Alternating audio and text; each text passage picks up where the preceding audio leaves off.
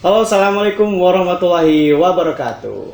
Semuanya para penonton setia kanal YouTube Kuningan Maju ya.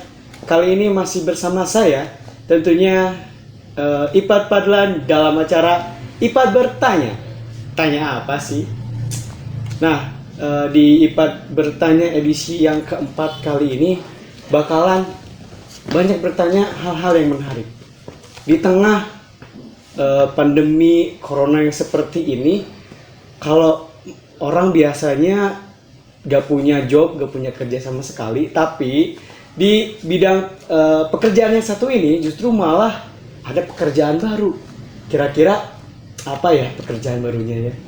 Nah, Ipad Bertanya kali ini akan mengangkat tema job baru petugas damkar saat corona. Oke. Dan kali ini Ipad sudah berada di home base-nya Damkar Kabupaten Kuningan, Markas ya. Komando. Markas Komando gitu ya. Dan kali ini Ipad sudah bersama dengan Kepala UPT Damkar Satpol PP Kabupaten Kuningan. Siap. Muhammad Khadafi Mutfi SPD MSI. Halo Pak, assalamualaikum. Waalaikumsalam. Gimana Pak, kabarnya sehat? Alhamdulillah sehat, baik. Masih semangat kerja Pak? Tetap semangat. Siap. Tapi Pak, sebelum Ipad membahas ya, apa aja sih job baru dari Pemda kepada Damkar ya Pak ya? Siap. Ipad pengen bertanya terlebih dahulu, ini bagaimana sih untuk perkembangan kasus kebakaran ataupun kasus laporan-laporan lain yang masuk ke Damkar Kabupaten Kuningan. Siap.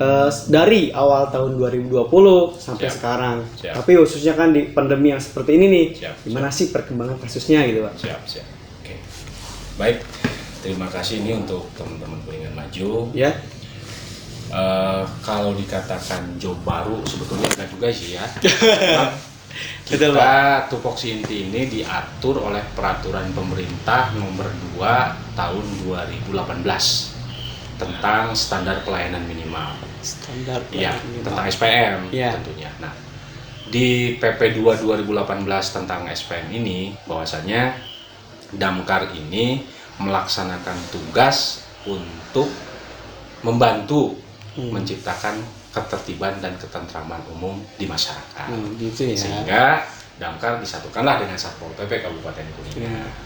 Nah, Trantibumas ini salah satunya adalah pelayanan tentang urusan kebakaran.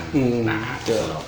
Nah, dalam tugas inti pencegahan kebakaran dan penanggulangan kebakaran ini tentunya Damkar juga memiliki tugas lain yang kemudian diatur dalam Permendagri 114 2018 tentang pelayanan kebakaran dan non kebakaran. Oh gitu Nah, ya.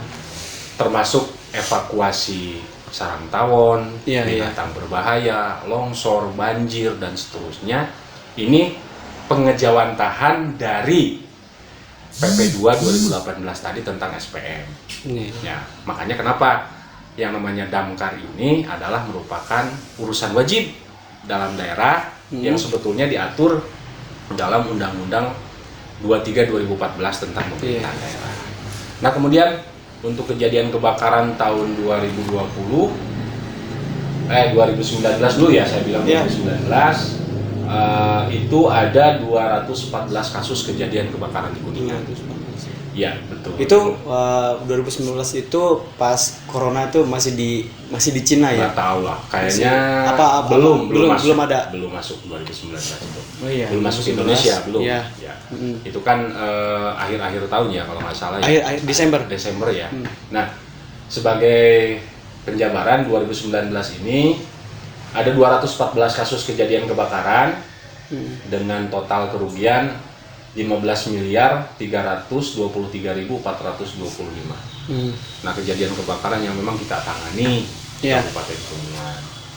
Kemudian kalaupun untuk sekarang, karena kan kalau tidak salah muncul pertama kali pasien COVID-19 di Kabupaten Kuningan ini awal-awal bulan Maret kalau tidak salah. Awal-awal bulan Maret ya sekitar tanggal 8 atau tanggal berapa. Karena kita action ready itu pada tanggal 23 Maret 2020 awal kita bersama-sama dengan Forum Pindha Kabupaten Kuningan, dengan TNI, Polri, Dinas Kesehatan, BPBD dan seterusnya, kita melakukan penyemprotan disinfektan massal dari jalur protokoler Siliwangi. Seperti itu 28 Maret berarti ya? 23 Maret. 23 Maret. Iya. Untuk berarti untuk kasus perkembangan sendiri untuk apa namanya di tahun 2020 ini masih belum ada kasus Pak untuk kebakaran sendiri. Nah, untuk 2020 sendiri ini kejadian kebakaran ini alhamdulillah di Kuningan sudah mulai berkurang. Ya mungkin karena musim penghujan. Ini dari Januari sampai bulan Juni hanya ada 15 kali kejadian. Oh, di Kuningan. Jadi Januari 2020 sampai Juni 2020 itu hanya baru terjadi kebakaran 15 kasus. 15 kasus. Iya, dengan estimasi kerugian 452 juta sekian. Seperti itu. Berarti, iya. Kemudian untuk pemusnahan sarang tawon yang tadi sebagai implementasi non kebakarannya itu ada 145 kasus yang kita tangani.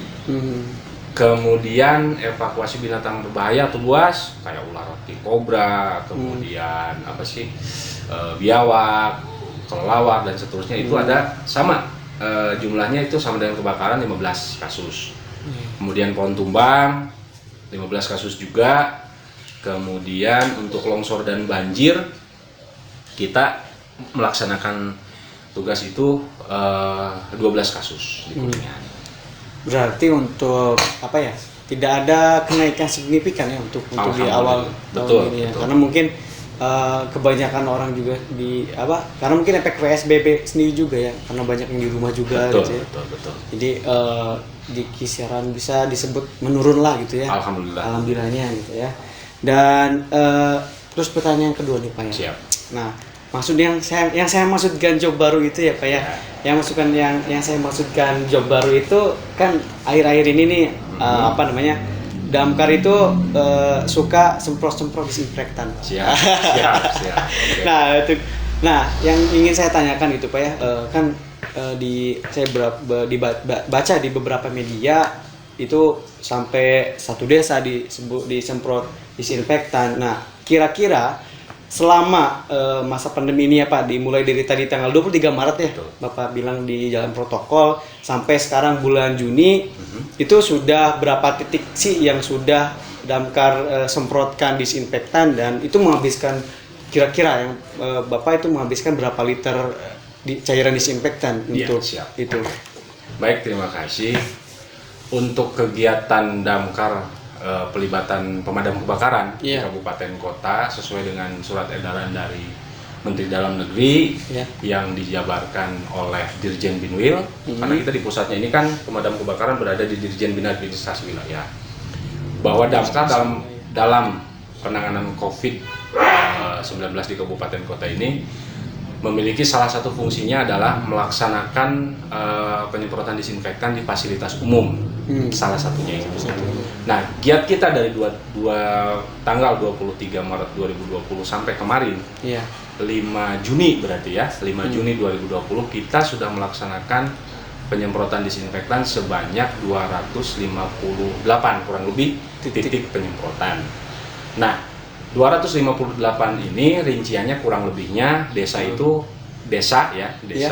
ada 150 desa, kemudian ada juga tempat ibadah, gedung perkantoran sudah tentu, tempat pendidikan juga, sekolahnya juga. Kemudian untuk di gugus tugas sendiri kita sudah bersama-sama dengan BPBD Kabupaten Kuningan, TNI, Polri berdasarkan surat perintah dari Pak Bupati Kuningan, kita melaksanakan protokoler kesehatan ketika ada pasien yang kemudian meninggal karena COVID dan positif.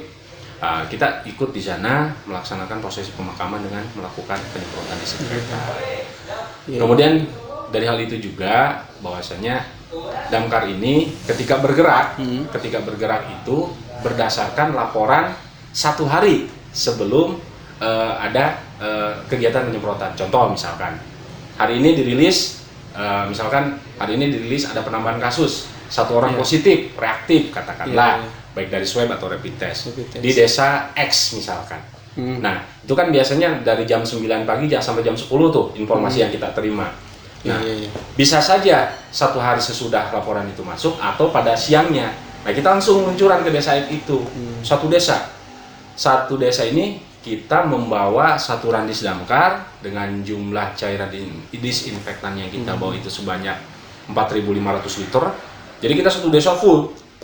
4.500 itu full satu desa. Jadi dari mulai rumah pasien, kemudian kantor pemerintahan desa, sekolah, jalan-jalan dan seterusnya. Dan melibatkan satu randis ini 7 orang anggota damkar. Oh, setiap pemberangkatan setiap pemberangkatan dan kurang lebih kalau memang dihitung cairan disinfektan yang sudah semprotkan oleh damkar ya mungkin kurang lebih 900 ribuan. 900.000 liter. Hampir 1 juta liter. Dahsyat ya, Pak. Luar biasa seperti itu. Nah, Pak, ini kan kalau tadi kan sudah hampir 1 juta cairan disinfektan disemprotkan, itu udah beberapa ratus titik sudah dijamahi ya oleh petugas damkar. Nah, ini yang menarik nih Pak ya. Siap. Sebetulnya saya sangat mengapresiasi sekali tentunya para petugas damkar yang tanpa lelah gitu ya. Nah, Pak pengen tanya nih Pak ya. Siap.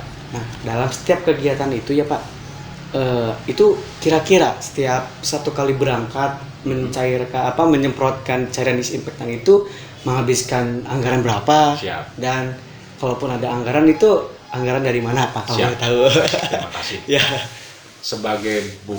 Sebagai laporan karena berdasarkan Undang-Undang 14/2008 ya tentang keterbukaan informasi publik bahwasanya UPT Damkar Satpol PP Kabupaten Kuningan ini menerima anggaran dari Satuan Gugus Tugas itu sebesar 40 juta rupiah. 40 juta rupiah. 40 juta rupiah ini dibagi dalam 2 kali proses pencairan. Berarti 20-20 kan? Iya. Nah, 20 juta ini untuk percairan pertama untuk satu randis damkar yang membawa disinfektan sebanyak 4.500 liter per satu desa loh ini ya, atau per satu titik desa. Maksud saya bukan satu desa, satu titik nih ya.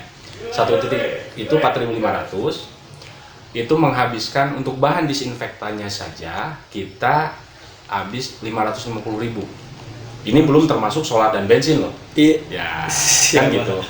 Kalau misalkan dipukul rata-rata gitu kan dengan makan dan minum anggota kan masa anggota juga nggak dikasih minum. Kita habis satu desa ini atau satu titik ini kurang lebih hampir 800 sampai 1 juta. Sekali berangkat. Kalau dikalkulasikan 258 berarti kan harusnya 258 juta kan? Iya, harusnya. Nah, makanya di sini tadi saya di awal dibilang kalau damkar ini adalah pelayanan. Berapapun anggaran yang kita peroleh, kita maksimalkan dengan baik, kita laksanakan dengan maksimal tugas. Tentunya dalam satu hal ini kita berangkatnya dengan bismillah. Di lapangan kita berbicaranya Allahu Akbar. Karena kita kan nggak tahu, kita ngelawan yang memang tidak terlihat. Iya kan? Karena kita lihat rekan-rekan TNI, Polri, Satpol PP yang di lapangan pengamanan, kan? Tenaga medis yang ngurusin pasien, kita di situ terenyuh. Karena memang kalau saya bilang sih, saya ini jongos, jongosnya rakyat kan. Dan Bapak boleh cek silakan ke anggota saya sendiri, apakah dalam penggunaan dana COVID ini saya transparan atau tidak, boleh di cross check ke anggota damkar sendiri. Seperti itu. Nah nanti itu kan sudah jelas ya Pak ya, anggarannya seperti itu. Saya bilang cukup nggak cukup ya, saya nggak bilang gitu ya. Tinggal hitung aja sendiri lah. Betul Pak. Maksudnya kan nanti masyarakat sendiri yang menilai gitu. Betul. Pak ya. Gitu ya.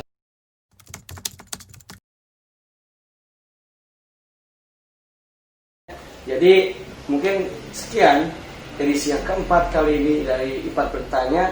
Dan saya mengucapkan terima kasih besar, sukses untuk terima kasih banyak ya kepada Bapak Harapi, amin, terima kasih yang telah meluangkan waktunya yang pengen bertanya-tanya dan mudah-mudahan kita hari ini bermanfaat sekali, amin. Dan mendapatkan keberkahan dari Allah tentunya. Dan mungkin ditutup dengan wabillahi taufiq wal hidayah. Wassalamualaikum warahmatullahi wabarakatuh.